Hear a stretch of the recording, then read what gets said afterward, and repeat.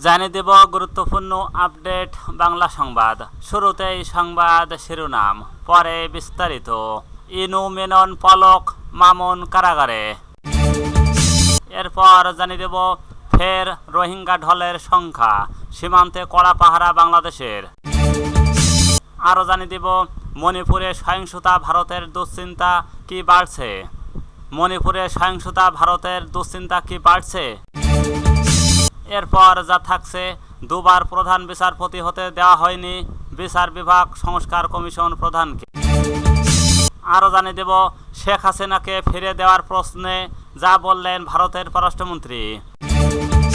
সর্বশেষ জানিয়ে দেব সন্ধান মিলল সেই বিপ্লব সরকারের।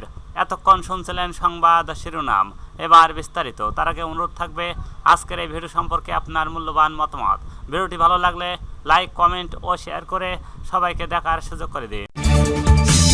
ইনু মেনন পলক মামুন কারাগারে। বৈষম্য বিরোধী ছাত্র আন্দোলন কেন্দ্রিক বিভিন্ন হত্যা মামলায় গ্রেপ্তার জাতীয় সমাজতান্ত্রিক দলের জাসদ সভাপতি ও সাবেক মন্ত্রী হাসানুল হক ইনু, বাংলাদেশের ওয়ার্কার্স পার্টির সভাপতি ও সাবেক মন্ত্রী রাশেদ খান মেনন, সাবেক টেলিযোগাযোগ ও তথ্য প্রযুক্তি প্রতিমন্ত্রী জুনায়েদ আহমেদ পলক ও পুলিশের সাবেক মহাপরিদর্শক আইজি চৌধুরী আবদুল্লাল মামুনকে কারাগারে পাঠানোর আদেশ দিয়েছেন আদালত। ফের রোহিঙ্গা ঢলের সংখ্যা, সীমান্তে কড়া পাহারা বাংলাদেশের। মিয়ানমারের রাখাইন প্রদেশে সামরিক বাহিনী এবং জান্তা বিরোধী সশস্ত্র গোষ্ঠী আরাকান ও আর্মির মধ্যে সংঘাত জেরে ফের বাংলাদেশের রোহিঙ্গা শরণার্থীদের ঢল আসার আশঙ্কা দেখা দিয়েছে। এই পরিস্থিতিতে সম্ভাব্য সেই ঢল ঠেকাতেই ইতিমধ্যে বাংলাদেশ মিয়ানমার সীমান্তে নজরদারি ও পাহারা বৃদ্ধি করেছে বাংলাদেশের সীমান্তরক্ষী বাহিনী। মণিপুরে সহিংসতা, ভারতের দুশ্চিন্তা কি বাড়ছে। ভারতের মণিপুর রাজ্যর পরিস্থিতি অন্তত এক বছর ধরেই অশান্ত। মাঝে কিছুটা সময় বিরতির পর সম্প্রতি আবারও উত্তেজনা ছড়িয়ে পড়েছে। পরিস্থিতি এখন এমন পর্যায়ে এসে দাঁড়িয়েছে যে রাজ্যটির সাধারণ মানুষের পক্ষ থেকে মুখ্যমন্ত্রীর পদত্যাগ দাবি করা হচ্ছে। বেসামরিক মানুষের মৃত্যুতে কেন্দ্র করে সাধারণ মানুষের ক্ষোভ প্রমোশনে কেন্দ্র সরকারের পক্ষ থেকে আর্থিক সহায়তা করার পরও পরিস্থিতি তেমন উন্নতি হয়নি। নিরাপত্তা সংকট ভাবিয়ে তুলেছে সবাইকে। রাজ্য দুটি ব্যাটালিয়নের অস্ত্রাগার থেকে লুণ্ঠন অস্ত্র উদ্ধার পুলিশ এবং যৌথ বাহিনী কাজ শুরু করলেও অগ্রগতি সামান্যই। এখন প্রশ্ন, কী কারণে রাজ্যটির পরিস্থিতি আজ এই অবস্থায় এসে দাঁড়িয়েছে। অনেকে এর জন্য প্রতিবেশী, বিশেষ করে চীন এবং মিয়ানমারের পক্ষ থেকে এর পিছনে উস্কানি থাকতে পারে বলে মনে করলেও প্রথমেই অভ্যন্তরীণ পর্যায়ে এমন কোনো অবস্থা বিরাজমান রয়েছে কিনা যা এই ধরনের ঘটনার পিছনে ভূমিকা রাখতে পারে সেটা মূল্যায়ন করা জরুরি। দুবার প্রধান বিচারপতি হতে দেওয়া হয়নি বিচার বিভাগ সংস্কার কমিশন প্রধানকে। বিচার বিভাগ সংস্কারের দায়িত্ব পেয়েছেন সাবেক বিচারপতি শাহ আবু নাঈম মমিনুর রহমান। স্বৈরাচারী শাসক শেখ হাসিনার পতনের পর গঠিত অন্তর্বর্তী সরকার বুধবার 11 সেপ্টেম্বর তাকে বিচার বিভাগ সংস্কার কমিশনের দায়িত্ব দিয়েছেন। শাহ আবু নাঈম মমিনুর রহমান ছিলেন বিচার বিভাগের এক সাহসী সৈনিক।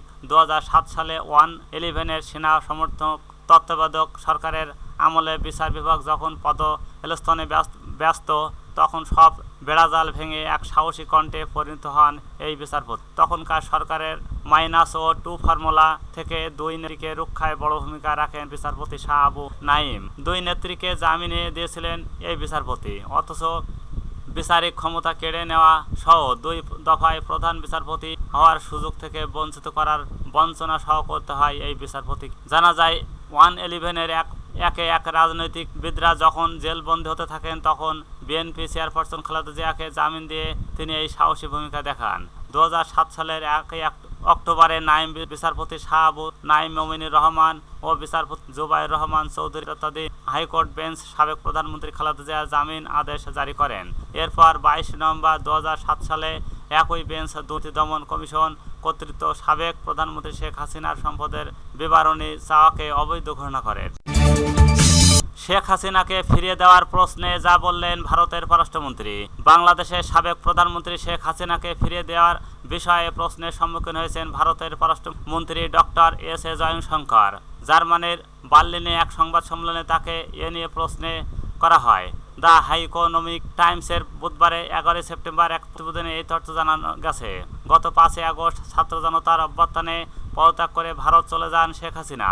তখন থেকে তিনি সেখানে অবস্থান করছেন। এদিকে বাংলাদেশের ছাত্র জনতা হত্যাসহ বিভিন্ন অভিযোগে শেখ হাসিনার বিরুদ্ধে শতাধিক মামলা হয়েছে, চলছে তদন্ত।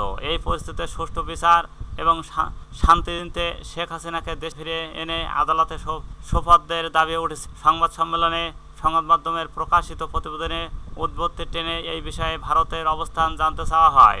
জবাবে জয়শঙ্কর স্পষ্ট তথ্য না দিয়েও সাংবাদিকদের থামিয়ে দেন। তিনি বলেন, বাংলাদেশের সরকার পরিবর্তন হয়েছে, আমরা অন্তর্বর্তী সরকারের সঙ্গে যোগাযোগ রাখছি, আমরা কূটনৈতিক চ্যানেল কাজ করি, কোনো মিডিয়ার রিপোর্ট ছাপা হলো তার ভিত্তিতে কাজ করা জরুরি নয়। প্রসঙ্গত, বৈষম্যবিরোধী ছাত্র আন্দোলনে গণহত্যা চালানোর অভিযোগ সাবেক প্রধানমন্ত্রী শেখ হাসিনাকে দেশে ফিরিয়ে এনে বিচারের মুখোমুখি করা হবে বলে জানিয়েছেন আন্তর্জাতিক অপরাধ ট্রাইব্যুনালের নবনিযুক্ত চিফ প্রসিকিউটর মোহাম্মদ তাজুল ইসলাম। এছাড়া সরকারে এবং সরকারের বাইরে থাকা বিভিন্ন জন শেখ হাসিনাকে ভারত থেকে ফিরিয়ে আনার বিষয়ে মন্তব্য করেছেন। এবার সন্ধান মিলল সেই বিপ্লব সরকারের। সন্ধান মিলেছে সেই বিপ্লব কুমার সরকারের। নিজস্ব প্রতিবেদক ঢাকা মেট্রোপলিটন পুলিশের যুগ্ম কমিশনার বিপ্লব কুমার সরকার লালমনিরহাটের পাটগ্রামের দহগ্রাম সীমান্ত দিয়ে অবৈধভাবে ভারতে পালিয়েছেন।